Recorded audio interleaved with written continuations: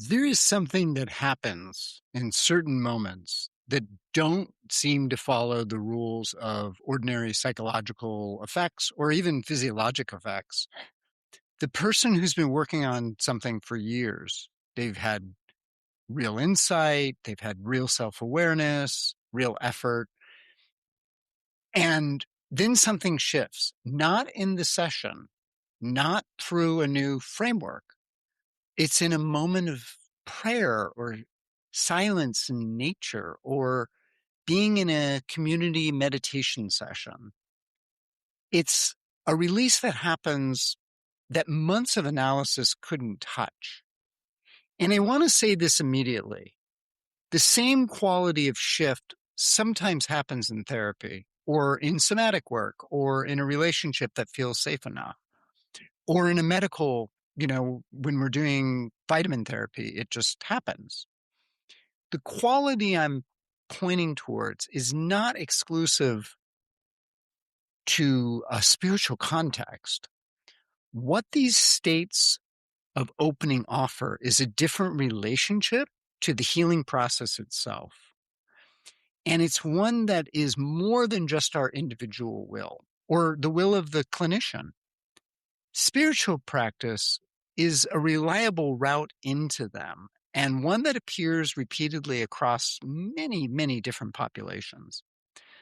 Today on Ask Dr. Gill, I want to talk about spirituality as a context for healing, both the physical and the psychological, because I think it's an important aspect that we miss in our evidence-based medicine paradigm. So stay tuned.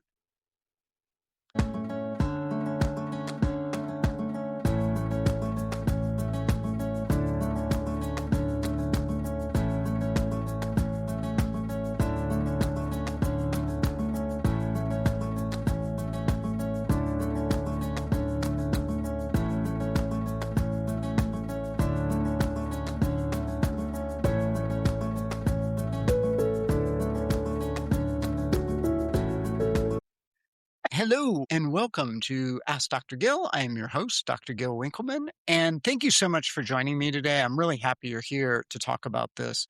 This is actually a topic that I'm very passionate about because I think that we don't talk enough about things that don't have a scientific basis, and even the things in the naturopathy that I use, all of them have a scientific foundation.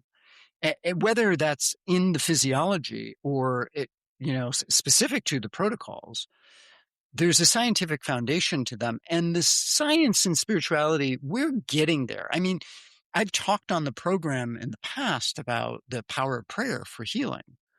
And today I want to dive into something that's a little different than what we've talked about on the show or I've written about that I think is really important. And we're going to talk about an idea around surrender, which I'll get to in a minute.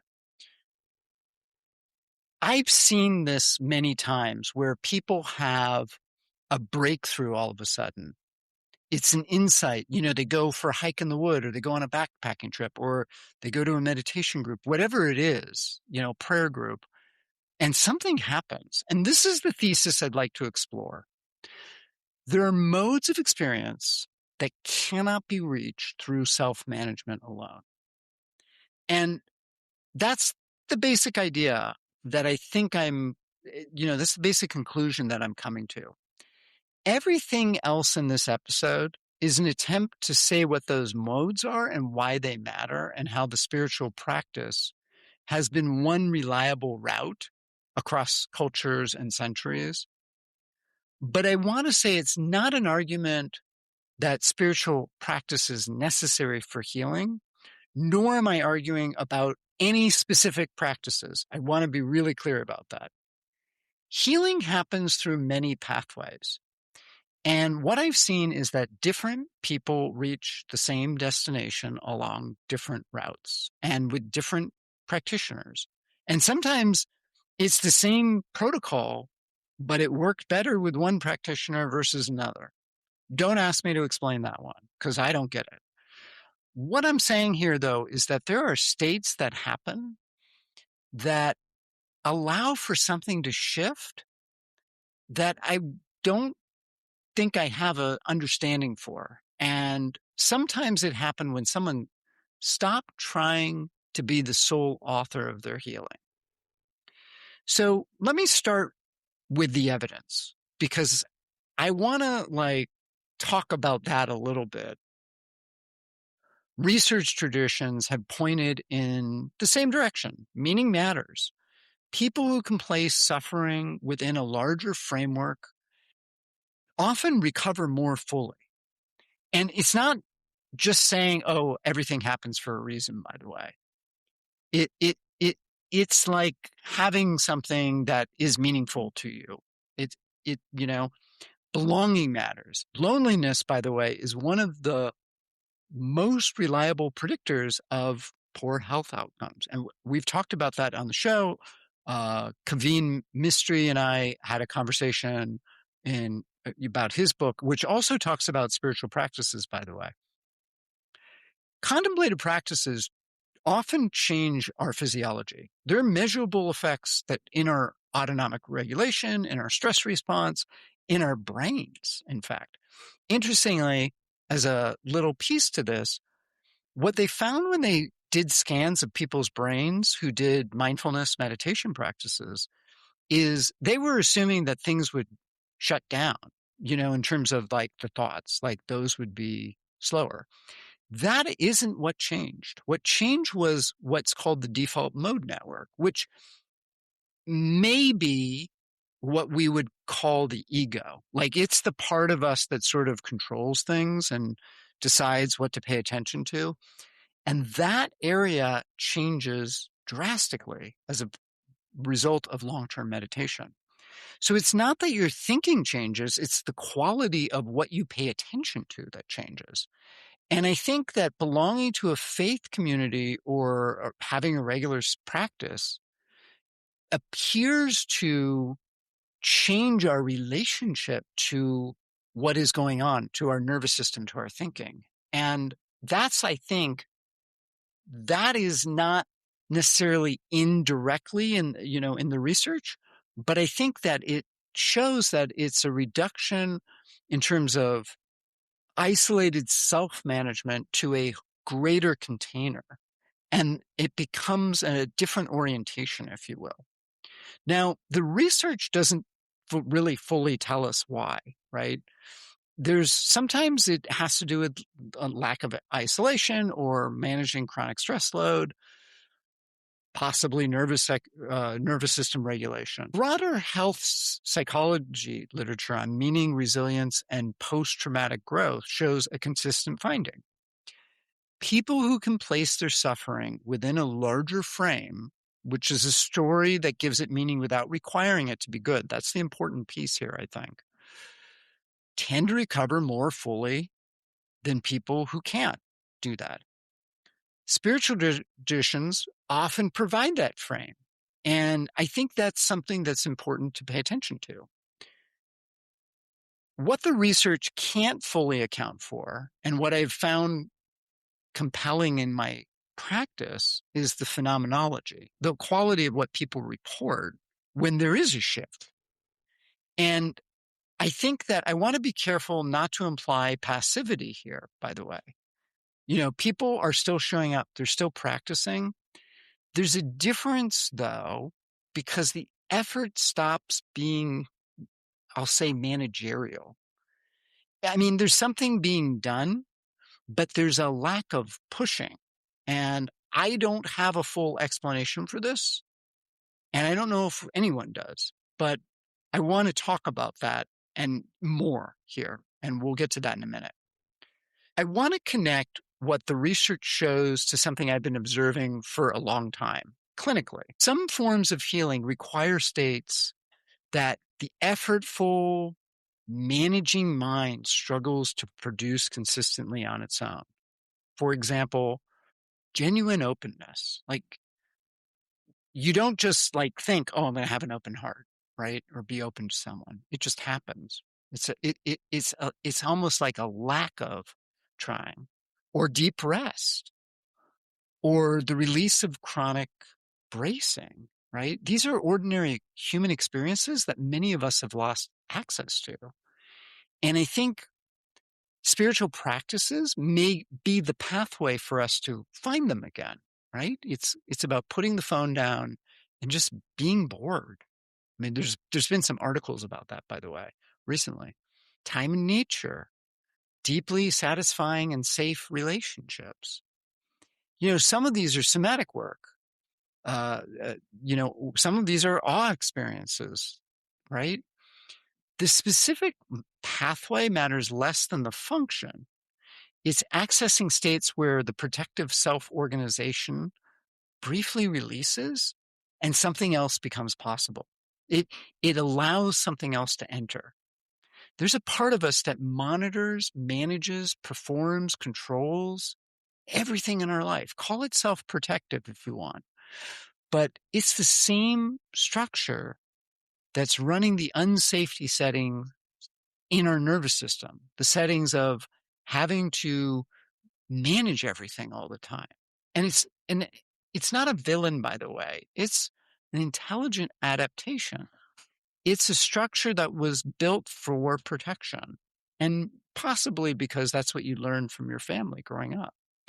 But it has a cap, right? That the ceiling is this. The protective self-organization cannot release what it is protecting with the same effort that is used to protect it, right? Sit with that for a minute. Many protective responses originate in systems that operate faster than conscious thought. They're below areas that we even recognize. Conscious insight can change how we relate to them, but it doesn't immediately update the old predictions because those are in the nervous system and are still running.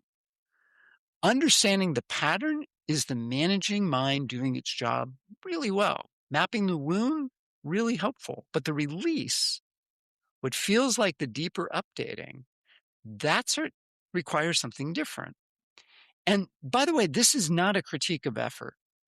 Some people need that structure, they need that agency. And sometimes you need that because it feels like you're able to control the instability or the chaos, right? It's only when the managing it leaves you unavailable to move beyond whatever that ceiling is because the grip is so tight. So the person who understands exactly why a person can understand why they don't trust, but then maybe not be able to relax into the intimacy. And, I've seen this with veterans. They intellectually know they are home, but their body scans for every exit. Or, if a firecracker goes off, they think that's an explosive, a bomb. This is stuff that is deep within us, right? Knowing it intellectually doesn't necessarily solve it. And these aren't failures of the insight. They're the failures of you're in the wrong place. What spiritual practice may be doing is helping you navigate that other area, right? And so that grip can then loosen, and it's a different kind of orientation.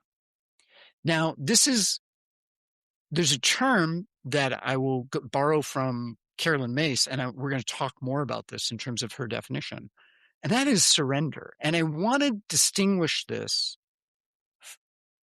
Actually, I'm going to take a quick break, and on the second half of the show, we're going to talk about the concept of surrender and what it is and what it isn't. So stay tuned.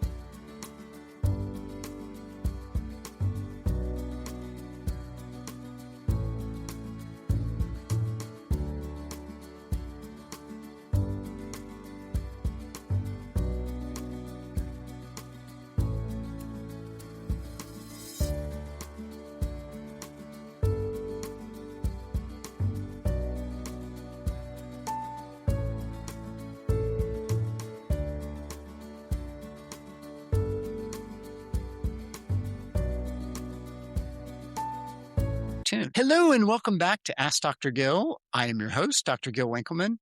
So let's jump back into the topic about spirituality because I want to talk about there's an idea called surrender.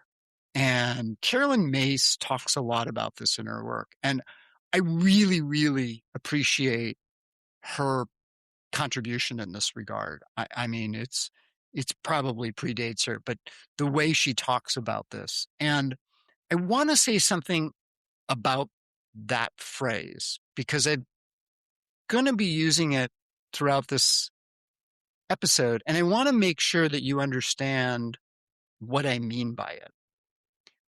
And what it isn't, I'm going to talk about this first. It's not resignation. Resignation is this idea of I give up, nothing will change. It's a state of collapse or deflation. And it's the orientation of someone who basically stopped believing anything is possible. Not cynicism, although cynicism sometimes mimics resignation. The second is what I'd call coerced submission. And this is the demand to surrender that certain religious groups have used as a form of control. And, if you're told you have to submit, you have to accept, you must not question, anytime compliance is enforced by either rejection or punishment or the threat of those, I want to bring this up because I imagine some of my listeners have wounds related to these types of experiences, right? And so the word surrender might carry a heavy weight. But I think it's important to recognize that genuine surrender, the type where release of control is voluntary and unforced and comes from a place of strength rather than defeat. It's a place of, I know little me cannot handle this. It's allowing something larger to hold you, right? Whether that's a community or a practice or a presence, it's something beyond just you. And it's not about giving up, right? You're still participating in the experience. It's just not trying to force the outcome. It's not a passivity. What it is you're releasing control and you're releasing the how, and maybe you're releasing what it looks like too, right? Because oftentimes we have an expectation of what healing will look like, right? And there's a doctor I worked with. It was funny, and the patient asked her, "Hey, he was there for a weight loss program, I think it was, and he says, 'Hey, can you make me look like Brad Pitt?' And she's like, 'Yeah, I'm not that good,' right? I mean, we're not going to look like a supermodel or something necessarily, and that's okay, right? That each of us has our own path, and surrender is into that path. Over time, the body often experiences the difference between resignation and surrender differently, right? Resignation could be a slumping or a heaviness. Genuine surrender is, I would say, more of an opening. And it's a softening of that bracing that many of us carry.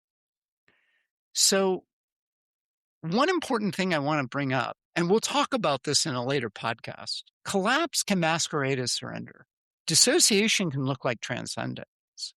Mania can look like release, but there's no resolution, right? Genuine surrender is different. You're releasing control of the mechanism, but you're still responsible for the process. And the difference shows up, and this is my observation, is the person more present and more genuinely connected to something. It's, the managing mind is really good at analysis and it's really good at protection. And some forms of healing require us to let go of that. And I think spiritual practice, or some of the pathways I've learned, it doesn't necessarily replace that. It doesn't necessarily replace, it certainly doesn't replace many of the treatments that we might use, right? Or the psychological work. But for some people, letting go of the mental chatter, that's where the repair starts to happen. So let's talk about what connecting to something larger can produce, right? Three things that I've seen consistently, and the research partially supports this, by the way. But I don't think the secular models capture this completely. So a spiritual practice reduces the physiologic cost of effortful control, right? Your nervous system, when you're trying to control everything all the time, it basically creates this constant vigilance, which is actually using up energy in your system, right? And that chronic work of monitoring, managing, performing creates a toll on the body, not because anything's wrong, but it's just like running your car battery, when the car's not started, eventually it'll drain the battery. Contemplative practice or some kind of prayer or other ritual seems to reduce this toll in ways that just resting doesn't do, right? It's the body gets permission to stop trying to do stuff. And I've actually seen this. The research on meditation and prayer shows measurable effects on cortisol change and autonomic nervous tone and inflammatory markers. We don't understand the mechanism, but there's something here.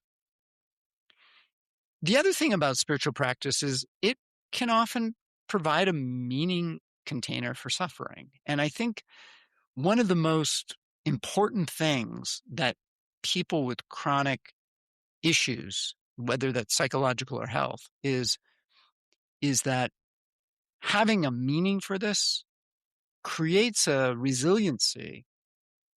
And the people who can place their suffering in a larger frame seem to have better resiliency.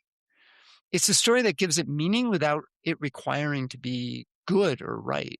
Spiritual traditions have been providing frames for as long as people have been suffering. I mean, probably religion is one of the oldest things on the planet, right? In one form or another. And the function is very consistent. It's about understanding how the world is happening and understanding why good things happen and why bad things happen and why good things happen to bad people and bad things happen to good people. I mean, it creates context that rather than life being random. And it's not the same as spiritual bypassing, by the way, which is usually about avoiding feelings. And I'll talk about that more next week. It's different. The genuine meaning making follows a feeling rather than replacing it. It's feeling your grief, it's feeling your anger, and then something can shift. The other thing about spiritual practice is it offers a relational regulation at a different scale. And I've talked about the importance of a relational experience for, co-regulation in terms of helping the nervous system. The nervous system can update through accumulated, repeated contact with some regulated other. And sometimes the spiritual practice or community actually provides that. Belonging to a group is part of that. But sometimes it's just believing in something bigger than yourself that you can relate to. There's something about that. And particularly, the research talks about the collective aspect of this. But nervous systems don't just orient and don't reorganize with one-on-one attachment. It can also help with being in a stable group identity. The isolation that many nervous system patterns encode can soften when you're in a group. And this has been, talked about, and I've talked about this on the show, and I talked about it with Kaveen Mistry in terms of the Blue Zones research and his primal health stuff too. that is probably, in fact, I think we talked about how it's the biggest predictor of morbidity or mortality rather, is how many close relationships you have. And some of those people get in spiritual communities. So if you grew up in a religious tradition that was harmful or shaming or controlling, where surrender was demanded as opposed to suggested, this episode may be landing in a complicated way. And the concept of spiritual tradition and spiritual practice, there's a weight to it. And I get that. And that's real. And I want to acknowledge that. What I'm describing isn't that. The surrender I'm pointing towards is not a submission to a theology or an institution. Uh, it's an internal orientation. It's a willingness to allow something outside of your own personal self to take you somewhere. And it doesn't have to happen in a religious context. It can happen outside of one. Does this require the belief in a supreme being? Not necessarily. I mean, what's interesting about the longevity and health research across traditions is they have really different theological ideas across those traditions. What matters is the orientation, not the specifics of it. Some people believe in a God or a higher power. Other people believe in nature. And the fact that they're part of something else, that's, I think, the important piece. It's understanding that we're part of a system, right? And for others, it's focusing on the community or the service or the practice of gratitude. This doesn't require certainty either. Like, being able to hold the mystery of something often is itself a form of surrender. The last thing I want to say is not everyone arrives at this dimension of healing at the same time or through the same door. Some people work through the physiologic layers first and find a spiritual connection. Some people do the spiritual work and then start to go into the physiological or the psychological work. And there's no right or wrong pathway about this, right? And the absence of a strong spiritual practice right now is not evidence of being stuck at the ego level, by the way. It's just a doorway through to a different way of organizing your life. I think that some nervous systems are not resisting surrender psychologically, right? They are responding physiologically to something that is unsafe, right? Unsafe environments, feeling that there's an ongoing threat, feeling like there's harm that can come at some point. Surrender isn't the right direction for everybody. I want to be clear about that. Safety first before the openness. And I think that if you're in that place where you can open, many people, it happens spontaneously. I'm going to leave you with 3 questions again. Do you have a practice? That's the first one. Any practice that you are regularly placing yourself in relationship to something larger than yourself and outside of yourself. It doesn't matter what it's called. We have a joke here on Island that surfing, people will be out in the lineup and they'll say, "This is my church," right? There's something very amazing about being out on the water and riding waves, and that's a spiritual experience. Is there something you do regularly that involves an intentional release of effort? Where in your healing work do you feel the ceiling of your own understanding and effort can reach? And what is that thing that the insight hasn't moved? And finally, what would surrender look like to you? Not resignation and not submission, but genuine release. And what would you need to trust for that to feel possible? There's a kind of healing that happens at the edge of what the self can't do alone. And many of us spend a long time trying to discover what this is. Not because we're doing it wrong, but because the effort and the insight are real and they have a place, but they don't necessarily touch the areas that need to be touched. And sometimes we're invited into areas that will lead to our healing. It's not that you necessarily become a faith healer, by the way, or believe in that. That's not what I'm saying. It's a yes and situation, right? And however the invitation to this higher thing arrives, allow it. If it happens, allow it and step into it and feel it. Some people reach forms of change through surrender that insight alone can't produce, not because the insight failed, but because there's a different quality of engagement. So that's what I got for you today. Next week, I'm going to talk more about this in terms of spiritual bypassing, because I think the two of these go hand in hand, right?